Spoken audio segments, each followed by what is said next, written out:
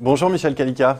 Bonjour. Vous êtes professeur des universités, conseiller scientifique au Business Science Institute et je vous reçois aujourd'hui pour évoquer une formation en management que l'on connaît finalement assez mal. Il s'agit du DBA pour Doctorate of Business Administration. Alors déjà, est-ce que vous pouvez nous décrire ce que c'est et qu'est-ce qui le différencie d'un PhD ou d'un doctorat plus traditionnel ?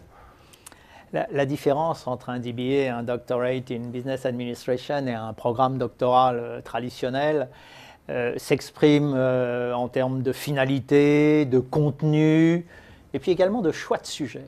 La finalité n'est pas du tout la même. La finalité d'un doctorat professionnel, on le sait, c'est de permettre à un jeune chercheur de devenir un enseignant dans une université, dans une grande école. Bon. La finalité du DBA, c'est de permettre à un manager de prendre du recul par rapport à ses pratiques professionnelles et de publier de la connaissance, de créer de la connaissance créée à partir de son expérience. Donc il y a une vraie distinction à faire entre connaissances créées par un manager et connaissances créées par un enseignant-chercheur. Oui, parce que dans la connaissance créée par un manager, il y a une finalité managériale. La place des recommandations est beaucoup plus importante. Et c'est la deuxième distinction très très forte, c'est en termes de contenu. Dans un doctorat traditionnel, on insiste sur la littérature, la méthodologie, la rigueur. On retrouve bien évidemment ces éléments-là dans le DBA. Mais dans le DBA, on va insister sur les recommandations managériales, sur le caractère pratique du sujet et de la problématique posée. Alors, est-ce que vous auriez des exemples de thèses en DBA qui vont être soutenues très prochainement? Puisque je rappelle que ça existe depuis très peu de temps, hein, oui, ça fait 3 ans. Nous avons créé ce programme au plan international, en effet, il y a 3 ans, et les premières thèses vont être soutenues cette année. Il faut d'ailleurs noter la différence entre un doctorant manager et un jeune étudiant. En général, le jeune étudiant qui s'inscrit en thèse, il n'a pas toujours un sujet à l'origine, et c'est le professeur qui lui propose le sujet. Alors que pour un doctorant manager, c'est tout l'inverse. Le doctorant manager, il vient avec son expérience et il vient avec son sujet. Et en fait, la difficulté ou notre travail est d'identifier un professeur compétent dans le domaine d'expertise de ce manager. C'est d'ailleurs la raison pour laquelle nous avons aujourd'hui plus de 70 professeurs d'universités et de grandes écoles au plan international qui contribuent à notre projet. Alors un exemple. Alors, un exemple, oui. Un exemple. Par exemple, nous avons un des DRH de Migros en Suisse, grand groupe de distribution, qui travaille très concrètement sur les compétences adaptatives de ses managers. Comment faire que ces compétences évoluent dans le temps?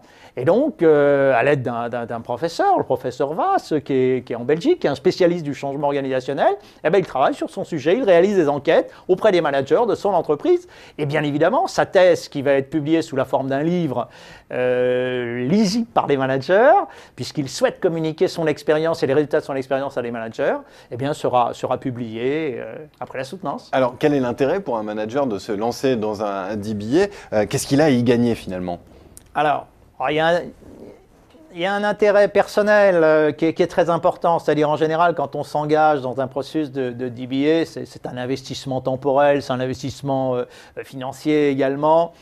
Il y a une motivation personnelle qui est très forte, la volonté de se réaliser, la volonté de prendre du recul, la volonté aussi de publier une expérience, publier des résultats. Ça, c'est très très présent chez les 40 doctorants managers qui sont dans le programme. Et l'entreprise aussi, elle y trouve son compte? Alors l'entreprise y trouve son compte indirectement, oui, parce qu'en fait les managers travaillent sur des sujets qui sont des sujets d'entreprise. Et donc en fait les résultats de leur recherche sont utiles aux entreprises. C'est pratiquement un travail de consultation interne pendant une durée de 3 ans. Sur un plan personnel, il y a un autre intérêt qu'il faut pas nier, c'est qu'aujourd'hui, tous les managers, pratiquement tous les managers ont un master, ont l'équivalent d'un MBA. Donc, dans un certain nombre d'organisations, préparer un DBA, c'est différenciant. Oui, c'est différenciant, c'est une façon de faire la différence. Alors que le master se banalise.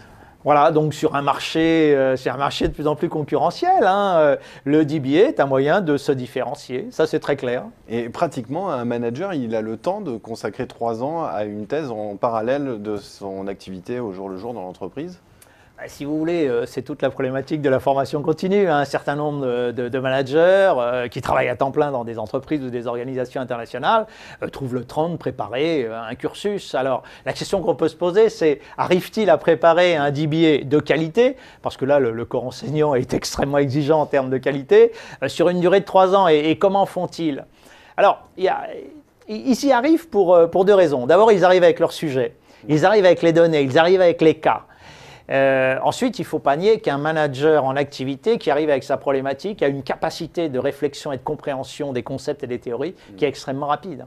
Eh bien, Michel Kalika, merci beaucoup. Pour ceux qui s'intéresseraient au DBA, je fais un renvoi vers le site du Business Science Institute. Merci en tout cas d'être venu nous décrire ce qu'était ce DBA pour Doctorate of Business Administration. Merci.